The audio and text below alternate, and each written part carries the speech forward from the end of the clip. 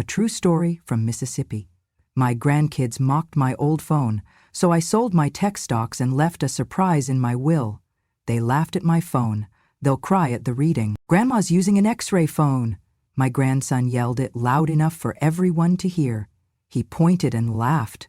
Around him, laughter bubbled up, sharp and raw. I paused, chest tightening. I heard footsteps, my daughter-in-law stepping closer. She looked at my phone, frowned like it was a relic dredged from an archaeological site, then glared at me. Her voice was soft, but her words stung. "Mother, at least use a decent phone so we're not embarrassed by you." It was a warm spring afternoon in Mississippi, the kind of day that feels like a long, slow sigh of sun through magnolia blossoms. My daughters-in-law draped pastel balloons across the pergola and strung solar lanterns among the azaleas. Soft gospel music floated across the yard. It was my 83rd birthday, a full circle, surrounded by family. Or so I thought. I took a deep breath, as if steadying myself for a speech at an old school reunion. I reached into my handbag and pulled out my flip phone, the same one I had bought 20 years ago, the one I used to call my husband during his nighttime heart spasms and to remind the doctor to check his blood pressure. I turned the camera toward my 2-year-old granddaughter as she toddled toward me with a plate of cupcakes. The phone screen flickered to life, a comforting hum like an old friend. Then I heard it. "Grandma's using an X-ray phone." My grandson yelled it loud enough for everyone to hear. He pointed and laughed. Around him, laughter bubbled up, sharp and raw. I paused, chest tightening. I heard footsteps, my daughter-in-law stepping closer. She looked at my phone, frowned like it was a relic dredged from an archaeological site, then glared at me. Her voice was soft, but her words stung. "Mother, at least use a decent phone so we're not embarrassed by you." For a heartbeat, the world was still. The gospel music dimmed. The balloons dropped like silent witnesses. My son stood there, silent, eyes glazed. I recognized the look.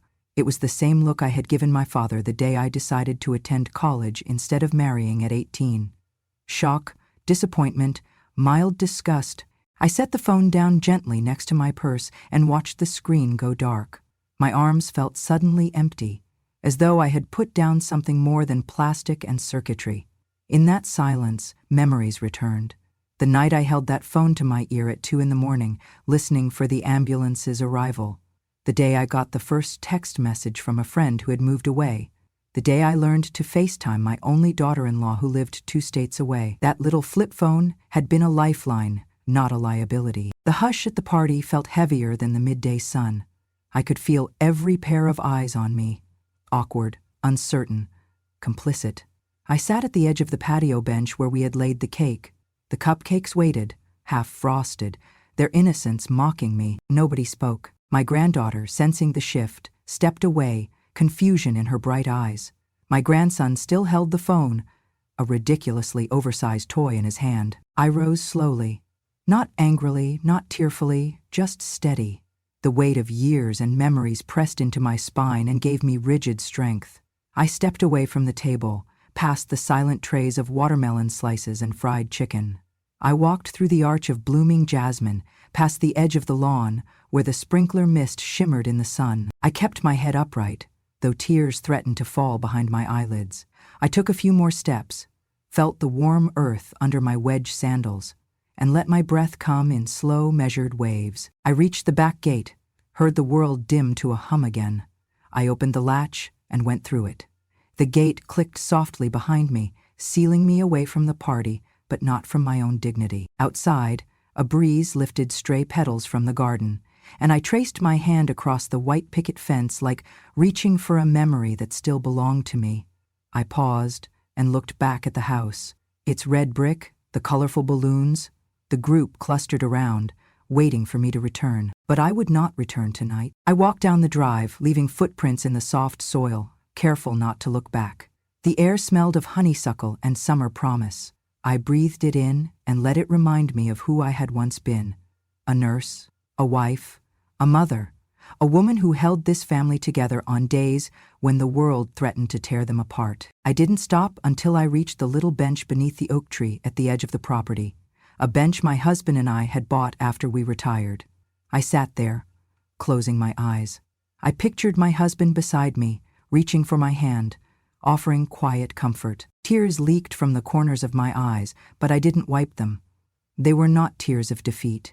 They were quiet tears of clarity. I knew what I would do next. I would honor that flip phone. I would preserve its memory, and I would decide what mattered most in a legacy. But tonight, I would sit here and let the breeze carry the laughter away.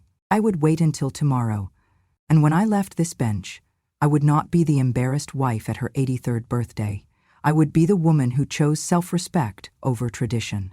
I sat with the breeze, with the fading light, with my own dignity, and I let it settle in my heart like the petals at my feet, quiet, persistent, unyielding. It was late one summer evening, years ago, when Robert surprised me with that flip phone. We had just celebrated our 40th wedding anniversary in the hospital lounge, Robert recovering from yet another episode of chest pain. The doctor explained that a mobile phone could mean the difference between life and death. We would not get rid of that phone. He bought it along with a new plan, because he said I deserved ease, not waiting in hallways anymore. That July night, he placed 2 tiny batteries in the flip phone in my palm. I could still feel the weight of it, solid and warm. He whispered, "Now you can reach me, even when I'm not by your side." In the years that followed, that phone became our lifeline. When his heart would thud like a runaway train, I'd dial the clinic so fast my fingers trembled. They would say, "Stay calm, Mrs. Johnson. Paramedics are 2 blocks away." Then I would cradle him until help arrived. One afternoon, I was at the market 3 miles away when I got the call. Something was wrong. I dropped my purse, stood frozen by the produce stand. My flip phone rang with my daughter-in-law's number, but I clicked instead on the clinic. "It's Mrs. Johnson," I said, urgency cracking my voice. It happened again. Within 20 minutes, I was back by his bedside, whispering old songs to calm him. That phone wasn't just a gadget. It became a guardian angel at my hip, a promise that I was never truly alone. During storms, it glowed through the dark. When our power cut out, its tiny light was a beacon. My children complained about reception or battery life, but I treasured it. After Robert passed 5 years ago, I kept using the phone out of habit, out of memory. Each ring echoed reminders of our life together. I called his doctors even after he was gone. I needed that voice, that reassurance. I believed some part of him lived in every dial tone. Over the years, the phone naturally aged. Scratches along the plastic, the battery not holding full charge, the screen dimming. When larger phones came with $1,000 price tags, I saw them as more vanity than necessity. Besides, what could you do with a fancy phone that I couldn't do with mine? Call someone in need? Reach for help? Send a quick text? I tucked it away in my dresser drawer for safekeeping, next to his old watch, and it became part of the furniture of my heart. Every now and then I'd open the drawer and look at it, remembering the day he handed it to me, how his familiar scent had lingered on it, how his steady hand had folded it shut. The flip phone taught me patience, simplicity, the prioritizing of what matters, connection when it's needed most, not endless scrolling. That prized object, dismissed by my grandchildren, bore witness to our shared mornings, coffee cups at dawn, the rustle of newspaper, my hand brushing his. It helped me call the school to ask about their exams, call my friends when grief struck too deep, call the plumber when pipes burst at midnight. It held my world in its small compass. It wasn't just reliable, it was sacred to me, a testament to a life built on little, consistent care. When my grandchildren laughed at it at my birthday party, it felt like they weren't just mocking the device, but mocking every step I took to preserve love, health, life. That phone held the first heartbeat monitor, the last doctor's appointment, the silent tears we shared. They laughed at it like it was a joke. Now, I walked to the hall closet and opened the top drawer, where I stored that phone. It sat in the velvet-lined box I had made for it, a relic in soft darkness. My hands brushed the smooth plastic. I lifted the handset, flipping it open. The screen glowed dimly, old battery still alive after dozens of years. I drew a breath, feeling tears gather. "You called us back then," I whispered. "You never left." My voice did not shake. My heart ached, but my spirit felt fortified. This was the moment I knew the true value of memory. This was an anchor for my legacy. This is an emblem of what I refuse to let be silenced. I closed the box and slid it into my coat pocket. It was tiny in my hand, but colossal in purpose. For the first time since the party, I felt resolution bloom in my chest. My love, my past, and my future were interwoven with that simple device, and no amount of mocking laughter could erase it. That phone didn't just hold calls. It held trust, it held us, and it would speak volumes long after we were both gone. That flip phone was never obsolete, it was timeless. And so was the love it carried. I spent the morning after my birthday in my study, surrounded by papers and old binders. I first pulled out the monthly statements from Vanguard and Fidelity, then spread them across the desk. The charts showed steady climbs. Amazon shares bought in 2001, Apple shares purchased in 2003. They had grown and multiplied into an amount I had never dared imagine when I tucked dollars into retirement accounts for rainy days. My heart pounded when I saw the total. More than $2 million in tech stock I hadn't touched in years. That afternoon, I telephoned my broker Jenna, a kind voice I had heard whenever I wondered what the market was doing. She answered on the second ring. "Mrs. Johnson, good afternoon." "Jenna, I'd like to discuss selling all my Amazon and Apple shares," I said quietly. She paused. "That's a very large liquidation. May I ask why?" I didn't hesitate. "My grandchildren made fun of my flip phone. I need that money directed elsewhere." There was that pause again. "I can process the sell order, but this will take time, and the withdrawal penalties." "I understand. Do it." Then I hung up and typed Elder Dignity Foundation into a search. I found a non-profit incubation service and began drafting articles of incorporation. My plan: create a foundation to support elderly people who live alone, struggling to stay connected and engaged. I envisioned workshops, computer classes, phone discounts, companionship volunteers. Next, I called my lawyer, Thomas Reed, who'd helped me with real estate transactions years ago. His voicemail was full, and he returned my call later that day. When I explained, he asked, "Are you sure? That's generous." I shook my head even though he could not see me. "Not generous. Necessary. Anyone who mucked my phone will not benefit. Everything goes to the foundation. Clear?" He made notes. "Understood. We'll draft your new will, set up the foundation, and ensure your estate funds it entirely. We'll need to establish a board and file paperwork with the state." I felt something lift. Purpose. I spent the evening organizing binders for the foundation. Mission statement, action plan, board structure. I included a section specifying that any beneficiary who had mocked, teased, or ridiculed me after my 75th birthday would be explicitly excluded from inheritance. In the next days, the broker contacted me. Liquidation of Amazon and Apple shares completed. $2 million transferred to the foundation's startup account. My pulse hummed with the knowledge that this money would build something lasting, something real. Before signing the documents, I sat in my living room and held the flip phone. I whispered, "You always rang when it mattered. Now you'll teach them why it mattered." I sat at my desk, pen in hand. The papers lay before me. Articles of incorporation, foundation bylaws, board of directors list, new will and testament. I signed each page with my full name, my pen moving steadily as I heard the faint ring of the flip phone echo in my memory, like a bell of resolve. That night, I placed all signed documents into a binder marked Legacy. I felt calm, stronger than I had in years. This was how you turn heartache into action. This was how you let memory guide your hand, and this was how you ensure that respect, so carelessly thrown, becomes the bedrock for change. I shelved the binder, then closed my drawer and quietly said to the phone, "Keep ringing. Now for everyone who needs to be heard." Tomorrow I would prepare the reading of the will, knowing full well what faces would pale when they discovered their omission. But tonight, I slept rooted in clarity and lifted by conviction. I signed the final document late at night, the contract confirming the sale of my tech stocks into the foundation account. The echo of that pen stroke carried more weight than any conversation, more impact than any birthday gathering.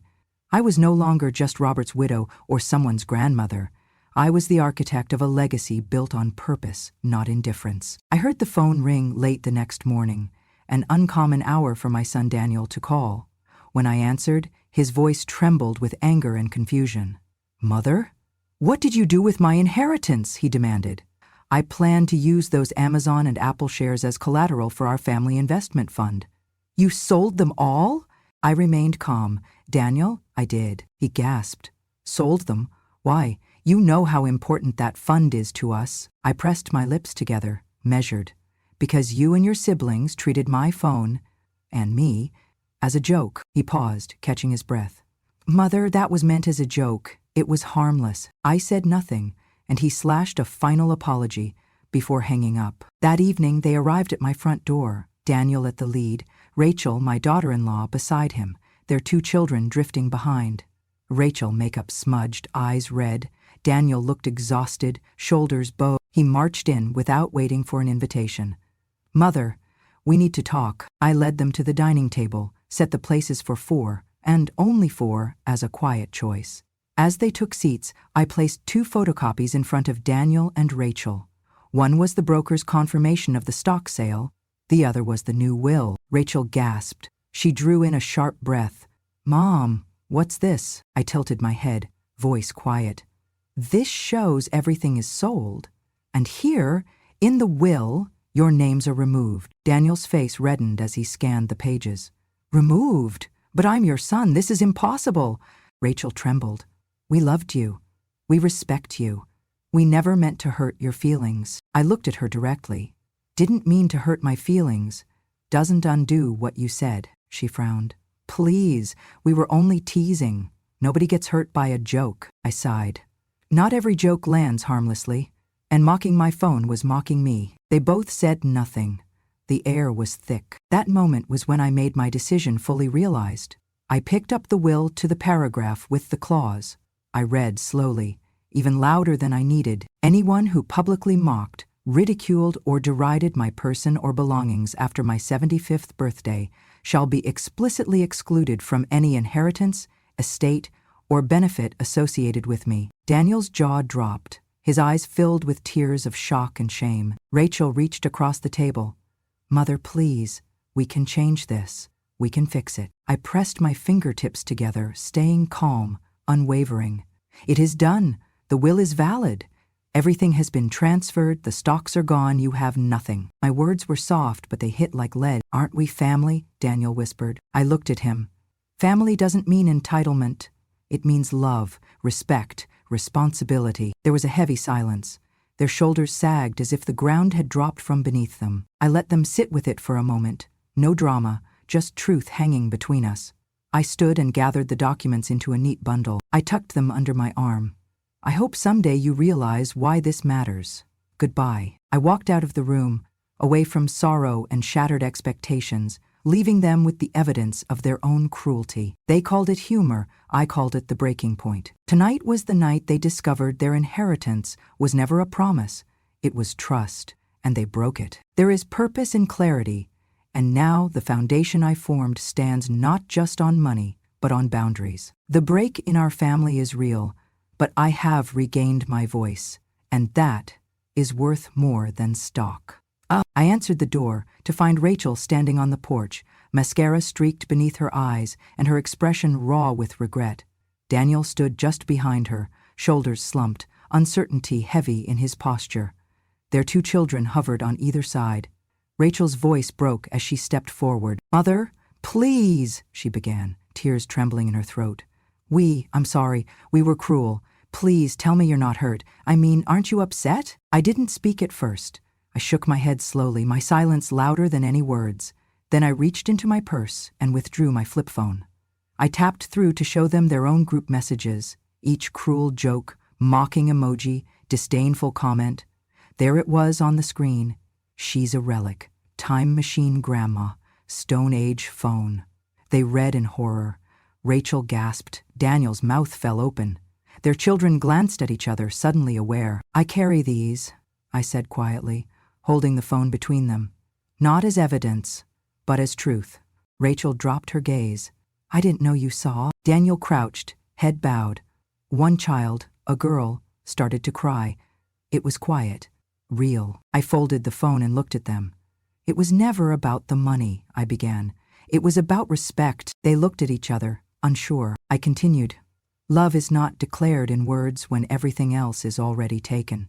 You said you were sorry, but your words now are small too late. Tears coursed down Rachel's cheeks. She reached out as if to touch my hand, but stopped. Daniel rose and stepped forward to beg. He dropped to his knees at my feet. Mom, I'm sorry. I really am. We'll do anything to fix this. Rachel sank to her knees beside him, tears slipping as she grabbed my hand. Mother, forgive us. I'll say it any way you want. Just tell us what to do. Their daughter held onto my skirt, whimpering quietly. Their son repeated, "We love you." I closed my eyes, felt his grip, heard their sobs. My heart didn't break, it hardened with resolve. I nudged the phone into my purse. You can say that again tomorrow, I said softly. But the decision has been made. Daniel's face twisted in anguish. Please, can't you let us fix it? Keep our names in the trust? We need it. I shook my head. No, the trust exists for people who need it.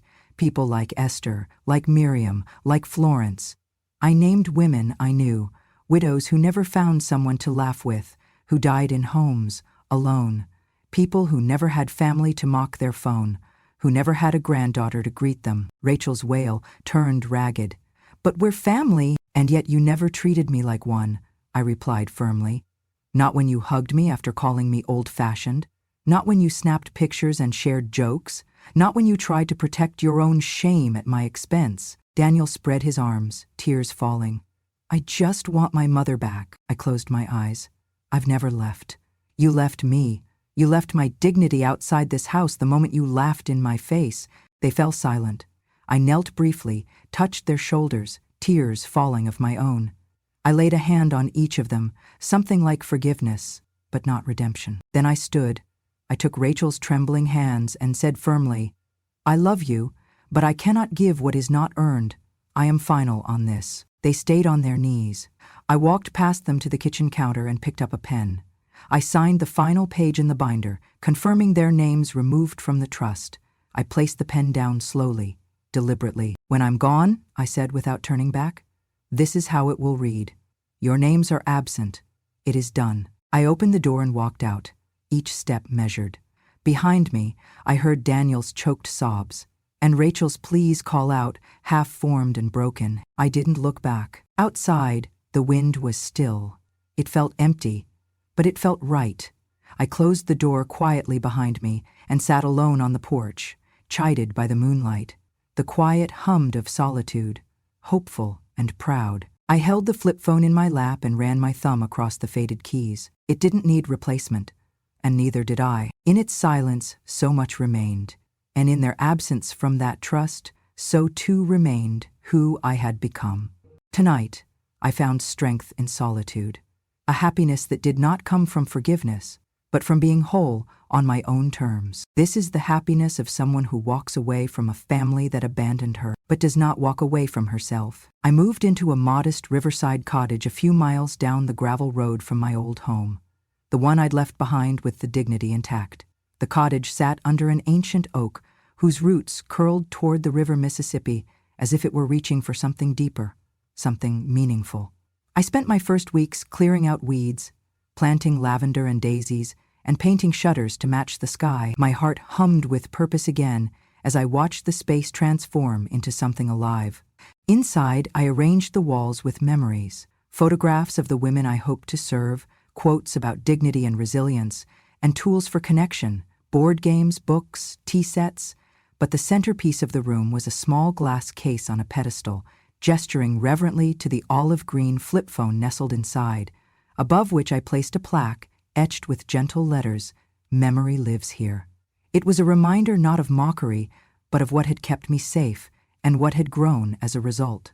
A few weeks later, on a bright Saturday morning in late spring, we held the opening ceremony for the Elder Dignity Foundation. A dozen women gathered in folding chairs arranged in a semicircle facing the cottage porch. Their faces were lined but curious, like dunes undisturbed for too long. Representatives from the local Aging Services Coalition, 2 members of the county commission, and a reporter from the Mississippi Gazette stood nearby, cameras and smiles at the ready. I emerged onto the porch in a simple linen dress, the morning breeze playing through my silver hair. I carried a pair of scissors with a glittering ribbon draped across them, red, white, and blue, like the small flag fluttering in the breeze. I called it to order. Welcome, friends. This space is for those of us who have been forgotten, for those whose stories have gone unheard. Here, everyone matters. A hush settled as I touched the ribbon and cut. The collective cheer felt like the breeze itself, soft and warm. We moved inside for tea, homemade biscuits and peppermint spritzers. I led a quick tour. The reading nook where we could exchange books, the puzzle table, the fabric corner lined with yarn and needles. Each station had a purpose: to reconnect, to find laughter, to sit with someone on a difficult day. At exactly noon, I led them to the center of the room where the glass case stood. I began, quiet but clear. This flip phone kept me alive when I needed it. It reminds me that memory matters. I placed it here because no one should forget how vital connection can be, even when it comes in small packages. As I pressed play on a small audio device next to the case, the room filled with the faint ringtone. It was the old melody I had chosen, something soft, nostalgic. I watched the women turn to the phone, their hands barely brushing the glass. And then I saw her, an older woman named Rosemary, eyes misting. She stepped forward, touched the glass as if trying to touch memory itself. She turned to me and whispered, "I've been alone since my husband died. Nobody's invited me to sit or share a cookie. You did that today." My throat tightened as I guided her into my arms. "You're here. You're welcome. You belong." That moment rippled across the foundation. Little baskets of knitted scarfs appeared on the welcome table, each a gift from someone who had begun to feel again. Workshop sign-ups appeared, pens and paper for journaling, board games afternoons, even a gardening club to plant vegetables beside the river. Weeks later, with the story having spread through local newspapers and sympathetic writers, the Mississippi Gazette published an article under the headline, "Widow Turns Tech Wealth into Haven for Isolated Seniors." The article told of me selling my tech stocks and founding a space for mental health, mentorship, and community. It highlighted "Memory Lives Here," the flip phone exhibit, and a quote from Rosemary, "I've never felt so seen in my 83 years." We had a small gala fundraiser a month later. I stood on the porch as community members walked in, teachers, nurses, veterans, some of the very people who had mocked my phone years ago. But today they came with casseroles, blankets, and donations. It felt like a homecoming. That afternoon, a woman in a wheelchair rolled up. She was nearly 90, her hands worn but her eyes alive. She asked to hold my hand. I helped her stand, and together we walked to the phone exhibit. She paused, looked me in the eye, and said, "You have given me a reason to wake with hope again." In that moment, I felt something swell, something more than quiet pride. It was the validation of every choice I had made. The stock sale, the foundation, the invitation to be seen and to listen, it all made sense. I walked again behind the phone case. I ran my finger along the polished wood stand, feeling gratitude surge through my veins. I whispered, "Memory lives here." And I believed it, not just for me, but for all of us gathered in that room. On the porch, I looked out at the maples and the river beyond. A gentle breeze stirred the leaves. I thought of my grandchildren, of the laughter I had left behind, and I thought, they laughed at my flip phone, but I built something that cannot be mocked, something that stitches hearts back together. That day marked the true rebirth of my legacy. It began with a phone, but it continues with hearts being heard, hands being held, and souls being given space to exist, no matter how old, no matter how much people try to dismiss us. I turned to Rosemary, to the line of women filing in, each clutching a new companion's scarf or a memory-filled smile. I raised my teacup, to life, to dignity, to memory. They raised theirs too. The river glimmered beside us, and that flip phone, encased forever in glass, stood quiet guard, no longer a relic, but a beacon of belonging. I began receiving letters soon after Elder Dignity Foundation had its first few events. They arrived in plain envelopes, some with pressed flowers, some handwritten on stationery rescued from decades-old desks. Each letter felt like a bridge from loneliness into companionship. One came from a woman named Clara. "Dear Mrs. Johnson, I've sat with my cat and tea each evening since I first walked through your door. I am 89 and live alone now that my husband is gone. I have no children to come home to, and yet, because of you, I am home. Thank you for understanding what loneliness feels like and for caring enough to act on it. Clara. Tears blurred my vision as I folded that letter and slipped it into a leather-bound journal I kept on my desk. The next week, 2 more arrived, one from a shy man named Earl, who wrote about how subscribing to the weekly newsletter kept him connected. Another from a grandmother in Arkansas who said she passed the journal around at bingo nights, sharing stories and comfort. Some of these letters made it into the local paper. Facebook feeds and online local news shared images of senior women working on puzzles, playing checkers, and holding workshops on gardening. One post made it to several thousand likes, a snapshot of me and Rosemary hugging beside the flip phone exhibit. The caption read, "Mississippi Grandma turns tech wealth into a sanctuary for the elderly." Not long after that, I received an invitation to speak at the Regional Conference on Aging, held in Biloxi. I stood before a packed auditorium. Therapists, caretakers, community leaders, surrounded by the buzz of fluorescent lights and a podium bearing my name. "I was once the punchline of my own birthday party," I said into the microphone. They mocked my flip phone. They laughed when I held onto a memory. But what I learned is this: connection is not measured in megapixels or battery life. Connection is measured in presence, in recognition, in the courage to show up. There were nods, a few tears in the front row. Afterwards, I received notes and applause, and an offer to bring Elder Dignity Foundation programs to other towns. My phone rang on broken earbuds, and on upgraded smartphones alike, requesting training, guidance, and partnerships. Back at the foundation, I kept track of our progress. The binder on my desk listed donors, neighbors who gave their time, local businesses sponsoring classes, and a small grant from the Department on Aging. We had enough to cover rent, utilities, and to pay part-time facilitators. We issued 10 scholarships that first year to women who needed transportation or supplies. I had a folder labeled Statistics, where I recorded attendance numbers: 45 unique participants in the first quarter, 10 made new friendships, 6 reported improved mood, and even a couple spoke of reconnecting with estranged family members after finding purpose again. These were my trophies, quiet but real. I noticed that my grandchildren watched us closely. They followed the live streams, capturing women knitting and telling stories. They watched as I spoke notes with passion into the camera. Some of my daughter-in-law's friends left comments. "This woman is an inspiration." Enough of them that the notifications kept me up at night, though I didn't respond to any. One afternoon, I opened a package that made me smile, a framed photograph from the office. It showed the flip phone inside its glass case, with a whiteboard behind it reading, "Your name's unlinked, forever." I kept it in my office as a reminder: the cost of dignity, the price of mockery. That phrase had appeared in news captions, in comments. My grandchildren must have seen it. It was a phrase that hurt them, or at least unnerved them, and in that reaction lay a faint resurrection of regret. In the evenings, I would sit by my desk and hold hands across the years with people I had never met, but who felt like family. I would sip mint tea, reread letters like Clara's, and jot notes in my journal. Meeting next Tuesday, workshop on memoir writing. Mr. Earl will bring his mandolin. Want to coordinate a sing-along. Prepare talk draft for State Aging Conference in September. Each entry felt like a footprint in a regained path. I had been the object of ridicule, and now I was a catalyst for healing. Not by echoing anger, but by offering action. I thought of my son Daniel and his children, of laughing at my phone and the sting it caused. I wondered how many of those letters, how many news clips, and how many stories I would need before they understood. But I also understood that I didn't need their acknowledgement to continue. My legacy was no longer waiting for their approval.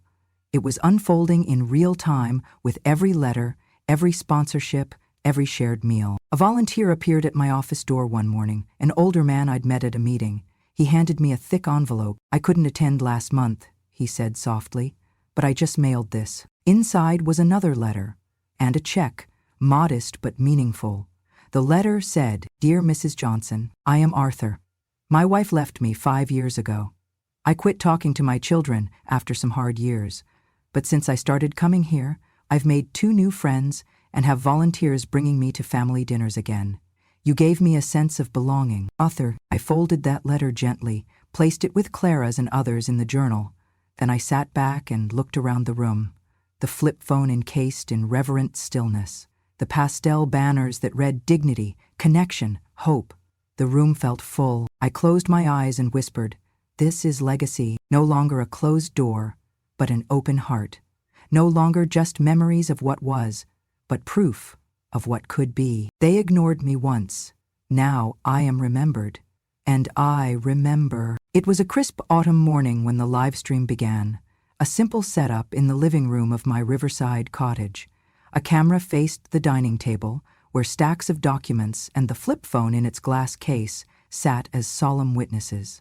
The link went out to the entire family: Daniel, Rachel, their children, cousins, even distant relations, all tuned in on their widescreens, tablets, and smartphones. I sat calmly at the head of the table, dressed in soft gray linen, the morning sun filtering through the lace curtains like a quiet blessing. I folded my hands in front of me, serene, resolved. The lawyer, Mr. Reed, took a deep breath, cleared his throat, and began reading the will. He spoke slowly, deliberately. "This is the last will and testament of Margaret Johnson." He read through the formalities, the foundation creation, the asset transfers. Then he paused, and the camera zoomed in on his face. Then on the screen behind him, where a simple line appeared in bold: "The sync is complete. Your names are unlinked forever." There was a collective gasp from the online audience. Comments scrolled. "OMG, she did it. So satisfying." Daniel's face turned ashen on camera. He ran a hand through his hair. Rachel's grip tightened on her phone as she watched. I recognized the mix of shock, betrayal, confusion that I had once known well. Daniel's chest heaved, and then he raised his voice, proof impossible to ignore. "Mother, you have millions. How could you do this? You give it all to strangers? We deserve better. This is unjust. How dare you?" Mr. Reed leaned forward and offered a calm smile. "Mr. Johnson, you laughed at her screen in this very house. You mocked her flip phone in front of your children and your relatives. Now your inheritance has been unlinked from her estate. You get a blank one." Online the chat exploded, hundreds of supportive hearts, applause emojis, phrases like "served" and "mic drop." Rachel started to cry, her hiccups echoing in the quiet living room. She looked across the table at me, a young mother with desperate tears. "We need that money. We have bills, the kids' schooling." Mr. Reed placed a calming hand on her folder, and his voice was gentle. "Miss Johnson, your mother needed respect, not cash from those who refused to offer it. The foundation has financial support to operate, and she has provided for her future. But that does not include you." Rachel doubled over in grief. Daniel stared at me. Shock turned to rage, turned to pain. Their children looked on, frozen in the glow of betrayal. Behind me, the glass case glinted. The flip phone nestled inside seemed to hold steady, silent in its purpose. I did not cry. My heart was full. I remembered the lonely letters, the laughter of women rediscovering worth in our foundation. I remembered Rosemary and Clara and Arthur, faces full of fragility and hope. And I remembered that heartache, that instant at my birthday party, when laughter had rung out cruelly and my phone was mocked. They had thought it was a relic. They thought it was worth sneers. And I had thought I might be okay with being a punchline. But I was not okay. Not when that phone meant life-saving calls and sustained connections. Not when it represented love and dignity and memory. Watching Daniel's face crumble, Rachel's sobs erupt, I felt neither triumph nor cruelty. All that remained was quiet fulfillment. They needed tears to understand the gravity of the cost, but I already had all I needed. The foundation chugged forward. The flip phone stood still but powerful, and my soul was still whole. Mr. Reed closed the binders. "This will is legally binding. The Elder Dignity Foundation will receive patrimony, and the beneficiaries listed here will fulfill her wishes of uplifting and dignifying our elders." There was no more sound from their side, just rattled silence. I nodded solemnly, then rose from my seat. I walked to the flip phone exhibit and pressed one dusty button. It chimed softly, the same old melody. The sound filled the room. I faced the camera and offered a small smile. "Remember," I said, voice clear, "legacy is built on kindness and courage, not convenience and mockery." The screen shifted to a second camera showing my face from the front. "You laughed at my phone. I've made sure You have what you deserve. I turned away from the table and toward my office door. The stream ended. I stepped outside into the crisp air, alone but steady. I closed the door behind me and let the quiet wash over me. In the distance, I heard the Mississippi River flow on, as resilient as ever. I would never lose again. Not to laughter, not to mockery, and certainly not to betrayal. They had chosen the path, and I had chosen mine. I survived, and so did my legacy. If you've made it this far, thank you for sitting with me through every silence, every sting, and every step toward something steadier than revenge. Dignity. Because sometimes, what they laugh at is what saves us. This was not just a story about a phone. It was about being underestimated over and over again until the quietest voice in the room rewrote the ending. And if this story stirred something in you, whether it was pain remembered or strength reclaimed, do me one small favor. Subscribe to Grandma True Stories, because I still have more to tell. More truths, more reckonings, and more proof that when a woman speaks after years of being dismissed, she does not shout. She simply reminds the world, I was watching, I was remembering, and now, I'm writing the final chapter.